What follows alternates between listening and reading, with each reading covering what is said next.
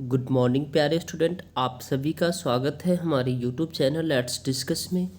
प्यारे स्टूडेंट, जैसा कि स्क्रीन पर देख रहे हैं, आज हम डिस्कस करने जा रहे हैं क्लास 10th का विषय हमारा विज्ञान होगा, जो कि वर्कशीट नंबर 40B होगा।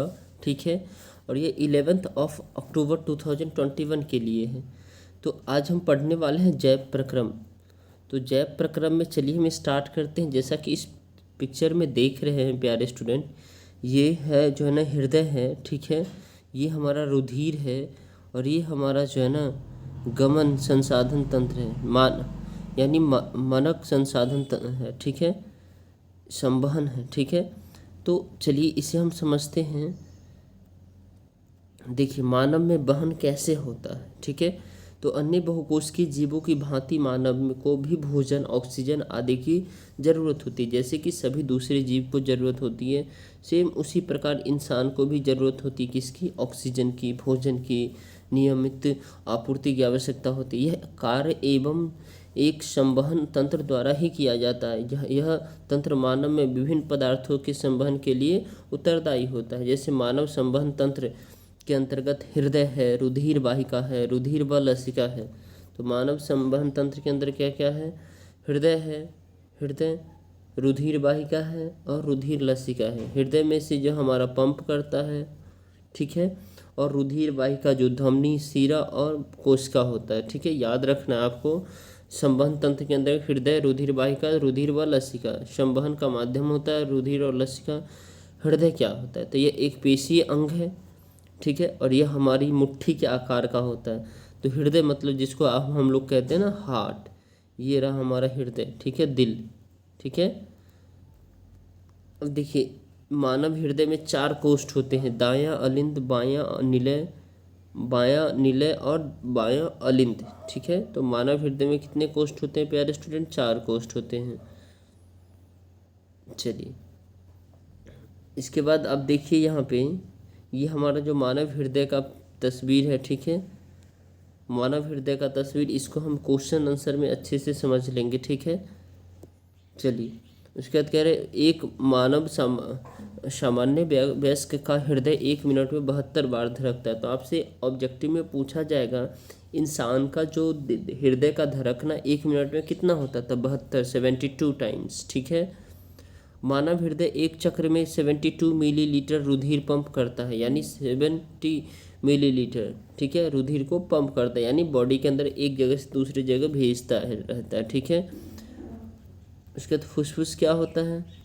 तो फुसफुस क्या होता है? तो फुसफुस ऑक्सीजन प्रचुर रुधिर बायां आलिंद में आता है और इसके संकुचन होने पर यह बायां निलय में रूपांतरित हो जाता है। यहाँ से रुधिर की शरीर में पंपित हो जाता है और शरीर के विभिन्न अंगों से ऑक्सीजन रुधिर दायां आलिंद में आता है और इससे संकुचित होने पर यहाँ दायां निलय में स्थानांतरित हो जाता है और यहाँ से रुधिर को ऑक्सीकरण हेतु फुसफुस में पंप कर दिया जाता है। राइट।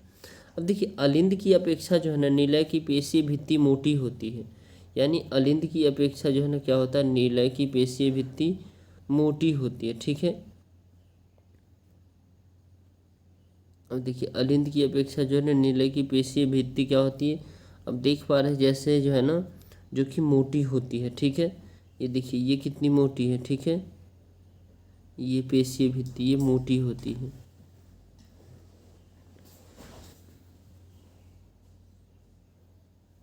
क्योंकि निलय को पूरे शरीर में रुधिर यानी ब्लड भेजना होता है। जब अलिंद या निलय संकुचित होते हैं तो वाल्व उल्टी दिशा में रुधिर प्रवाह को रोकना सुनिश्चित करते हैं। ठीक है, तो देखिए, दोहरा परिसंचरण क्या होता है? दोहरा परिसंचरण का अर्थात रुधिर परिसंचरण के एक पूर्ण चक्र में हृदय में 2 बार आता है, यानी एक बार जो पूर्ण चक्र होता है हर एक बॉडी के पार्ट में जब ब्लड का संचरण होता है तो एक पूर्ण चक्र होता है। ठीक है, इसमें जब हृदय में 2 बार आता है तो यह सुनिश्चित किया जाता है कि ऑक्सीजन और ऑक्सीजन रुधिर परस्पर न मिले। ठीक है, जो कि पक्षी और स्तनधारी जैसे जंतुओं में उच्च ऊर्जा की आपूर्ति में सहायता करते हैं। ठीक है, अब देखिए, अब आपको यहाँ पे देखना है प्यारे स्टूडेंट, जो कि बेहद ही आसान है। अब देखिए, रुधिर वाहिका क्या क्या होती है? तो ये रुधिर वाहिका क्या होता है, इसको हम क्वेश्चन आंसर में आसानी से देख लेंगे। ठीक है, अब देखिए इसके बाद कोशिकाएं क्या होती हैं। इन रुधिर वाहिकाओं की एकल कोशिकीय भित्ति होती है। कोशिकाएं वो आपस में मिलकर सिराएं बनाती हैं। कोशिका क्या करती है, आपस में मिलकर के सिराएं बनाती है और जो कि रुधिर को अंग या ऊतक से दूर ले जाती है। समझ गए आप।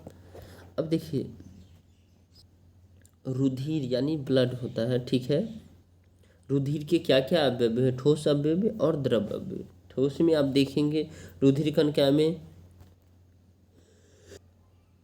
रुधिर कणिकाएं में लाल रक्त कोशिका होती है आरबीसी, उसके बाद प्लेटलेट्स होता है, श्वेत रक्त कोशिकाएं यानी डब्ल्यूबीसी, और प्लाज्मा पीले रंग का तरल माध्यम होता है जिसमें रुधिर कोशिका निलंबित होती है और यहाँ CO2 यानी कार्बन डाइऑक्साइड व नाइट्रोजनी बज्य पदार्थ का विलीन रूप में वहन होता है, ठीक है।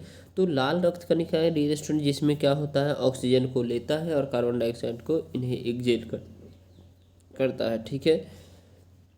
और हीमोग्लोबिन रुधिर को लाल रंग देता है, यानी हीमोग्लोबिन मानव में श्वसन वर्धक है जो कि ऑक्सीजन के लिए उच्च बंधुता रखता है। अब देखिए प्लेटलेट्स क्या होता है, रुधिर का थक्का बनाने में सहायता करता है, राइट। श्वेत रुधिर कणिकाएं जो है ना शरीर को मुक्त करने में सहायता करता है। चलिए अब इसमें लसिका का क्या काम है, लसिका का भी हम क्वेश्चन आंसर में समझ लेंगे प्यारे स्टूडेंट। तो इसमें से हमारा जो 5 क्वेश्चन है एक एक करके इसके आंसर को देखते हैं। क्वेश्चन नंबर हमारा पहला है, मानव हृदय का एक स्वच्छ नामांकित चित्र बनाना है। कैसा स्वच्छ नामांकित चित्र। तो चलिए हम मानव हृदय का एक स्वच्छ नामांकित चित्र बना लेते हैं। देखिए ये रहा आपका स्वच्छ साफ सुथरा, ठीक है।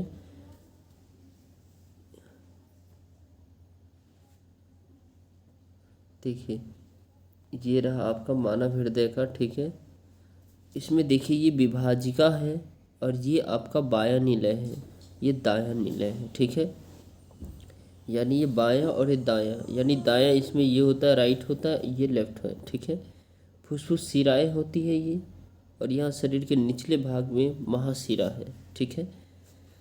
अब दायां अलिंद है, ये सारे दायां अलिंद है, ठीक है। और ये सारे ऊपरी भाग से महाशिरा है, ठीक है। फुसफुस धमनियाँ हैं और बायां अलिंद है, ठीक है, ये बायां अलिंद है। तो इसको अच्छे से आपको बना लेना है, ठीक है। अब नेक्स्ट क्वेश्चन देखिए, धमनी और सिरा में अंतर लिखिए। तो धमनी एक सिरा में अंतर लिखिए। तो धमनियाँ की भित्ति लचीला व मोटी होती है, ठीक है। धमनी के किसी उसके बाद धमनी की गुहिका संकरी होती है।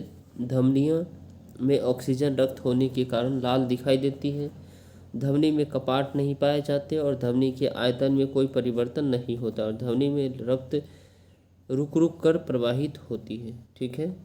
उसके बाद आपको सिरा में देखना है डियर स्टूडेंट, सिरा की भित्ति पतली एवं लचीली होती है। सिरा की गुहिका चौड़ी होती है और सिराओं के रक्त में कार्बन डाइऑक्साइड की उपस्थिति के कारण नीली दिखाई देती है और सिराओं में कपाट पाया जाता है और सिराओं के आयतन में परिवर्तन होता रहता है और सिराओं में रक्त धीमी गति से निरंतर कम दाब से प्रवाहित होती है, ठीक है। क्वेश्चन नंबर नेक्स्ट है, रुधिर के अवयवों के नाम लिखे। यानी आरबीसी यानी रुधिर यानी ब्लड एक तरल पदार्थ है जिसके दो भागों में द्रव भाग जिसे प्लाज्मा कहते हैं और ठोस भाग जो कोशिकाओं का बना होता है। रुधिर कोशिकाएं 3 प्रकार की होती है, लाल रक्त रुधिर कोशिकाएं, आरबीसी श्वेत रक्त कोशिका डब्ल्यूबीसी और प्लेटलेट्स, राइट। अब नेक्स्ट है डियर स्टूडेंट, कारण बताओ। धमनियों की भित्ति मोटी क्यों होती है। हृदय में होने वाले क्रमिक संपदन के कारण रुधिर रुक रुक कर अधिक दाब के साथ धमनियों में बहता है, इसी कारण है धमनियों की भित्ति मोटी होती है। अब नेक्स्ट है, सिराओं में वॉल्व होते हैं क्योंकि पैरों की पेशियों के खींचने से पैरों की सिराओं में खून चढ़ता है। यानी आंतरिक वाल्व जो है ना खून को सिर्फ दिल की ओर ही जाने देते हैं। यह क्रिया खून पृथ्वी के गुरुत्वाकर्षण के उलट चढ़ता है। अगर सिराओं में वाल्व न हो तो यह नहीं हो सकता है। खड़े रहने से घुटनों और एड़ियों के बीच पीछे की ओर की पेशियां कड़ी और गतिहीन हो जाती हैं। इससे धीरे धीरे बाल खराब होते हैं क्योंकि उन्हें लंबे समय तक खूब सारे खून का भार संभालना पड़ता है, ठीक है।